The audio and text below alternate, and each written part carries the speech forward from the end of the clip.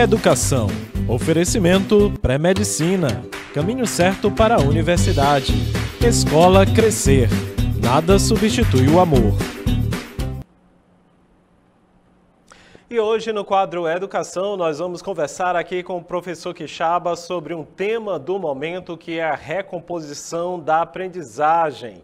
E para iniciarmos, eu gostaria de conversar com o professor e perguntá-lo sobre, na verdade, o que é a recomposição da aprendizagem e qual a importância no contexto atual de discutirmos a recomposição da aprendizagem. Boa tarde, professor. Para entender o que é recomposição da aprendizagem, é preciso lembrar esse período da pandemia. Partindo daí, eu vou deixar para que vocês, aí, a família que está assistindo a gente, pense qual a série o seu filho estava, o filho, filha, estava neste período. Por quê? Porque a recomposição da aprendizagem é justamente isso. Do ano de 2020, o ano de 2021, algum conteúdo foi comprometido. Então, a recomposição da aprendizagem é justamente ver qual foi esse conteúdo, qual foi a habilidade, a competência destes 2 anos que o aluno deveria ter aprendido e que ele não viu.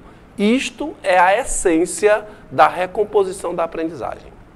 Agora, professor, quando a gente traz esse termo recomposição, o que é que se diferencia em falar da recuperação que era tradicional?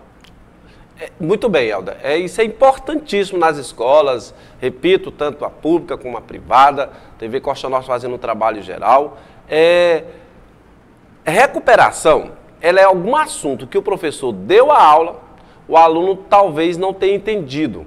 Aí o que é que o professor vai fazer? Procurar uma nova metodologia para dar de novo aquele assunto e o aluno pode ser que o aluno entenda. Se ele não entender, uma nova metodologia para que o aluno entenda o assunto. Então, a recuperação é rever o assunto, diferente da recomposição. A recomposição é algum conteúdo que o aluno não viu. Isto é que é preciso ficar muito, muito bem explicitado para a família, para a escola, para o professor de uma maneira geral e para o aluno. O que é que isso causa como impacto no aluno? Um aluno que não viu um certo conteúdo, ele vai ficar com muita dificuldade para aprender algo na série dele. Vou dar um exemplo muito prático aqui, Helder. Um aluno, por exemplo, que está no 2º ano do ensino médio, que está na leitura e interpretação de texto. Ele vai ter muita dificuldade se na série que ele estava estudando em 2000 e 2020, um dos conteúdos essenciais era compreender o que é figuras de linguagem. Então ele vai ter muita dificuldade. Um aluno que esteja hoje no 2º ano, ou que ele está no 2º ano, por exemplo, pegando um assunto de trigonometria e polígonos, se ele estava, provavelmente 2020, 2021, ele estava no 8º, 9º ano. Esse aluno, provavelmente ele não viu com ênfase os assuntos de equações do 1º grau, equação do 2º grau. Ele não viu, entenda, não é que ele não aprendeu, ele não viu. Como ele não viu, ele vai ter dificuldade no 2º ano. E isso está impactando diretamente no aluno. Então, esse aluno que não viu o assunto, é preciso que a escola imediatamente faça a recomposição da aprendizagem. Professor, falamos aí inicialmente que justamente esse termo, recomposição da aprendizagem, ele vem mais forte, né, a partir dessa crise na educação mundial que nós tivemos durante a pandemia da Covid-19. Não é? Eu gostaria só que o senhor lembrasse, assim, de forma bastante didática aos nossos teleseguidores, né, quais impactos de forma específica a pandemia ela causou na aprendizagem, nos alunos, e como que a recomposição ela vem aí justamente para resolver esses efeitos. Helder, deixa eu tentar fazer uma analogia aqui. Pessoas que, quase todo mundo foi contaminado por esse vírus, diz que até hoje sente algum efeito, que está tossindo, que já não tem a mesma resistência e etc, etc. A educação também, ela está sentindo seus efeitos. Então, qual é o impacto direto, como você perguntou? Podemos colocar uma delas. Primeiro, o aluno de 2020 e 2021 ele perdeu o hábito de assistir uma aula de 50 ou 60 minutos. Então, hoje, nas escolas, estão com muita dificuldade para fazer esse aluno se concentrar-se 50 até 60 minutos. Por quê? Porque para aquele período, e eu lembro muito bem disso, nós gravávamos aulas, e essas aulas deveriam durar de 8 a 10 minutos, porque era o tempo que a gente conseguiria a atenção dos alunos. Então, esse é um impacto. Então, o aluno está com muita resistência em assistir 5, 6 aulas por dia. Esse já é um impacto. O outro, a própria rotina da família. A família, ela estava habituada ao material, a uma aula reduzida. Então, para voltar isso para essa rotina do cotidiano de 6 aulas, pegar aluno em escola, também está difícil. Isso eu estou falando da rotina do cotidiano. E na aprendizagem? Da aprendizagem, esse impacto tem sido muito mais forte. Por quê? Porque os alunos não estão conseguindo avançar por uma questão muito lógica. Eles não conseguem avançar dentre aquilo que eles nem sequer viram. Portanto, toda a família que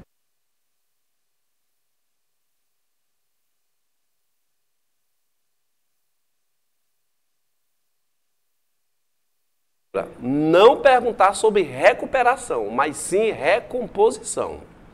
É um tema importante e até mesmo uma terminologia que os pais têm que se adequar e, portanto, não é? Agora, quais são esses principais desafios enfrentados na implementação desses programas de recomposição da aprendizagem e como que as escolas, como que a comunidade escolar em si pode superá-los? Olha, o primeiro desafio é entender o que é recomposição, Helder. Tem muita gente confundindo recomposição com recuperação. Esse é o primeiro desafio. Se a escola e se a própria família e o aluno, o professor de uma maneira geral, a comunidade escolar não entendeu a diferença entre recomposição e recuperação, já vai começar equivocado. Então, esse é um desafio que é preciso que as escolas e as famílias entendam. Um outro fator para você entender é, se você não fizer um trabalho de recomposição agora, urgente, vai estar comprometido toda uma vida escolar do aluno. Eu quero dizer que esse período da pandemia, ela impactou não somente o aluno do ensino fundamental e nem o aluno do ensino médio. A universidade também ela foi impactada por isso. Nós temos alunos que tinham passado no vestibular em 2020, mas só foram à universidade em 2023 fisicamente. Então esse aluno ele foi impactado, ele teve aí os 4, 5 primeiros períodos impactado. Você imagina, Helder, pegar o momento que a gente está vivenciando, o aluno que foi impactado pela pandemia em 2020, foi impactado isso na universidade, desculpa, deixa eu refazer aqui. O aluno impactado na pandemia 2020 na universidade, 2021 na universidade e 2024 enfrentou uma greve. Então tu imagina como vai estar saindo esse aluno da universidade se ele não estiver fazendo uma recomposição. Então, o ensino médio, do mesmo jeito. Aluno foi impactado por uma pandemia e, em alguns casos, tiveram greves. Ou escolas que não estavam preparadas. Então, esse efeito ele é imediato. Por isso que o aluno ele não está conseguindo entender, ele não está conseguindo estudar. Gente, é importante que vocês entendam o seguinte. Ele não está entendendo porque ele não tem uma base. E sem a base, você está falando grego ou japonês para ele. Então, é fundamental que dê uma pausa, faça a recomposição da aprendizagem e aí você dá continuidade. Professor, essa questão da saúde mental, que foi um tema que o senhor sempre levantou muito aqui, está também entre esses desafios de uma forma assim primordial, não é? Olha, a saúde mental dos alunos, professor, diretor, família, todo mundo foi abalado, direto ou indiretamente, pela pandemia. Hoje nós estamos nós estamos passando as consequências. Nós estamos com um resultado, mas a pandemia ela pode ter acabado naquele momento ali, em termos de encontrar uma vacina, etc. Mas as consequências estamos vivenciando de uma maneira geral. Seja com a saúde da gente que foi habilitada, seja financeiramente, porque tem muitas empresas que fizeram empréstimo para sobreviver na época da pandemia, com a educação não está sendo diferente. A educação ela também foi afetada diretamente e nós estamos vivendo as consequências. A saúde mental. Alunos não conseguem ficar uma tarde toda, uma manhã toda na escola. Eles estão alegando dor de cabeça, eles estão alegando ansiedade, crise de ansiedade. Então as escolas precisam e as famílias ficar atentas a isso. Não pode achar que é alguma coisa de uma juventude, não. eles foram impactados por isso, eles não estavam habituados por isso. 2021, 2022, eles tiveram uma aula em casa. 2023 e 2024, eles tiveram que voltar para uma rotina muito brusca.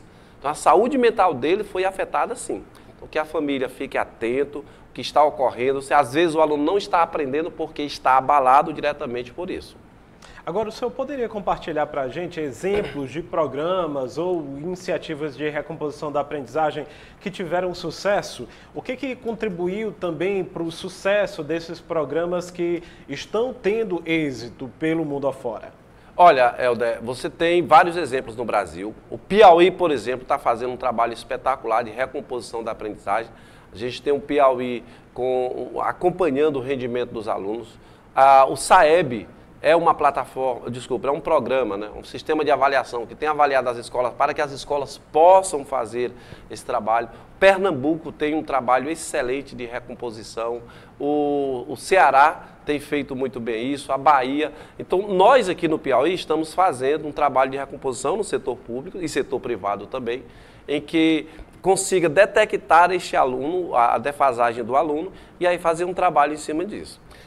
Para quem gosta de acompanhar aí os resultados das avaliações externas, as escolas, agora no mês de agosto, vocês receberão o resultado do SAEB. É muito importante esse resultado do SAEB.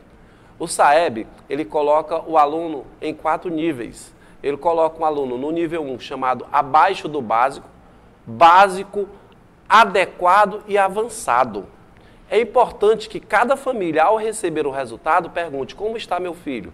Porque se seu filho estiver abaixo do básico, significa que ali tem muito conteúdo que ele não viu.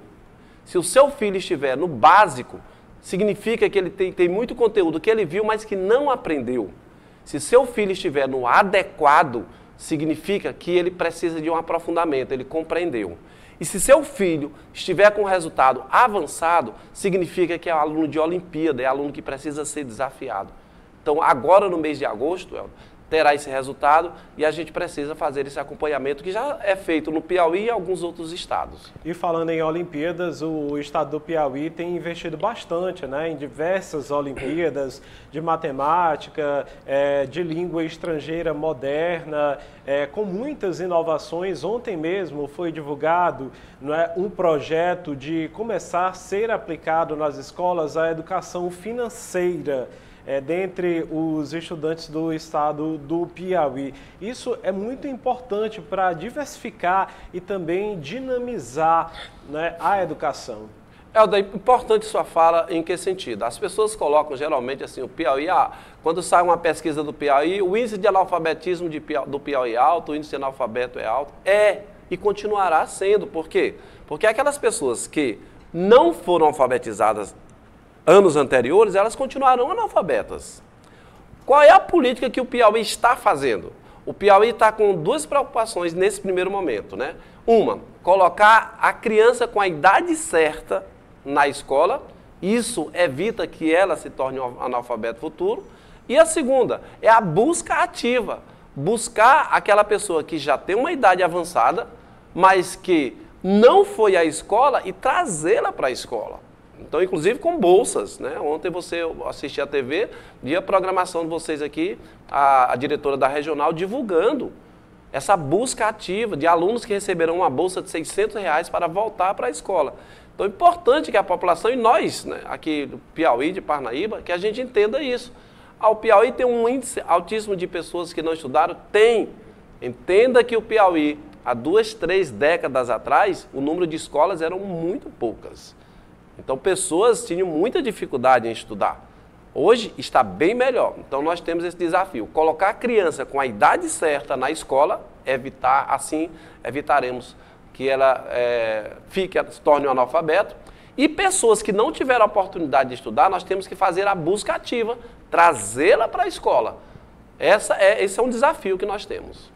A gente começou aqui esse nosso bate-papo, como eu gosto de dizer, justamente falando da importância de você, nosso teleseguidor, da comunidade parnaibana, de todos que recebem o nosso sinal e as nossas mídias, compreenderem sobre esse termo, recomposição da aprendizagem, né, justamente para poder acompanhar os filhos, os sobrinhos, os netos, né, estar antenado com as terminologias, principalmente depois dessa crise na educação da pandemia da Covid-19. Mas, mesmo assim, pode parecer que isso é um papo meio para professor, não é, professor Quixaba? Mas não é. É um papo para a comunidade, é um papo para o pai, para a mãe, até mesmo para o aluno que está nos acompanhando agora aqui nesse momento. E aí vem aquela pergunta assim, como que o pai, como que os professores também, psicólogos, como que a comunidade escolar, de uma forma em geral, podem contribuir com apoio nessa recomposição da aprendizagem?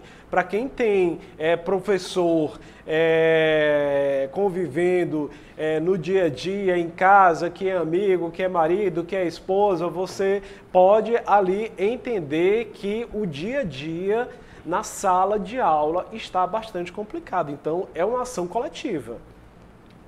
Helder, outra situação muito delicada. A gente está vivendo um momento de transição. A educação ela tem passado por suas metamorfoses e tem que passar mesmo.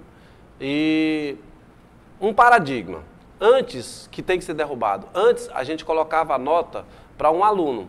O aluno tirou uma nota alta ou nota baixa, a gente colocava o aluno. Hoje, gente, a nota do aluno, ele é reflexo de toda a ação de um complexo, de um conjunto. A nota alta de um aluno é um reflexo do acompanhamento da família, é um reflexo do acompanhamento da escola, é um reflexo da comunidade escolar e familiar.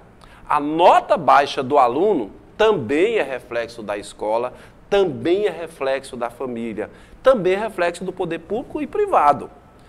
A gente vem de uma cultura de reprovação. Então é importante que se entenda o seguinte, a reprovação do aluno, que antes a gente via só como reprovação do aluno, ali foi reprovado o aluno, foi reprovada a família, foi reprovada a escola, foi reprovado todo mundo junto. O aluno apenas era a única pessoa que era vista como ser reprovado. Mas o Estado também investiu o ano todinho e foi reprovado. A família que passou o ano todinho levando o aluno para a escola também foi reprovado. Os professores que passaram o ano todinho tentando desenvolver uma aprendizagem também foi reprovado. Então, quando você coloca assim que a comunidade toda tem que ter esse outro olhar de que a não aprendizagem e a reprovação de um aluno não é somente dele, é de uma extrema importância você assimilar isso. Um outro fator, isso nós estamos falando de sociologia, de sociedade. Quem está ficando comprometida é a sociedade. É um reflexo, isso vai servir para a nossa sociedade. Então, quando eu coloco aqui que me preocupa muito, esse aluno que vai se formar agora em 2024, lá na universidade, 2024, 2025, é porque ele entrou na universidade provavelmente em 2020. Ele entrou no primeiro ano de pandemia, ele enfrentou o primeiro ano, o segundo ano de pandemia e agora, 2024, ele enfrentou uma greve. Então, esse profissional que está saindo da universidade, ele está indo para cuidar da sociedade. Então, como é que ele está chegando na sociedade para tomar de conta das escolas, dos hospitais, do setor de segurança? Então, essa é uma preocupação que toda a comunidade tem que ter, não é só mais o aluno. Professor, gostaria de agradecer aqui a oportunidade do diálogo mais uma vez com o senhor e os nossos teleseguidores que estão em casa, sempre se enriquecendo com muito mais conhecimento aqui às quintas-feiras, quando a gente reserva o quadro Educação, justamente para discutir sobre esse tema. Agora, para finalizar, eu gostaria que o senhor nos falasse aí, portanto, quais serão as tendências futuras nesse âmbito da recomposição, da aprendizagem, fizesse as suas considerações aí sobre esse termo. Olha, Elda, a primeira coisa, as escolas, elas sempre pensaram, sabedores, que nas escolas, na sala de aula tem alunos com etapas diferentes da aprendizagem, níveis diferentes, por vários fatores. Então, o que é preciso? Que as escolas pensem nessas estratégias. Uma sala de aula aí com 30, 40 alunos não são todos iguais. É preciso que cada um tenha um planejamento separado. Isso para o rendimento deles, que você possa atuar nessa frente. Então, o meu conselho é a avaliação diagnóstica para o aluno, ver o nível que ele está, chamar a família e a escola tenha um trabalho direcionado para o aluno. É isso, professor, muitíssimo obrigado. Agora tem revisão geral aí, vindo aí no pré-medicina, não é isso? Aí, vai falando agora já da turma que está se preparando para o concurso, para o Enem. Então, todo mundo entrando de férias, aí a turma do Enem vai dizer, peraí, minhas férias vai esperar mais uns 2 dias. Porque lá no pré-medicina estaremos começando as revisões, revisão do semestre, todo o conteúdo que o aluno viu agora no primeiro semestre, vai do dia 1º até o dia 11. Então, com toda a equipe de professores, com material já com questões inéditas também, e para que o aluno possa ver se realmente ele aprendeu esse conteúdo do primeiro semestre. Porque se ele realmente aprendeu o conteúdo do primeiro semestre, ele faz uma revisão, aí dá continuidade no segundo semestre. Com esse período de revisão, do dia 1º até o dia 11, se tiver algum conteúdo que ele não aprendeu, vamos para uma recuperação ou, se preciso for, uma recomposição. Então é assim que nós vamos atuar agora, do dia 1º até o dia 11, lá no pré-medicina e na Escola Crescer. Professor, uma ótima tarde e um bom trabalho para o senhor. Obrigado. Eu que agradeço, Helder, sempre à disposição. Olha, quintou com a Educação. Oferecimento pré-medicina. Caminho certo para a universidade. Escola Crescer. Nada substitui o amor.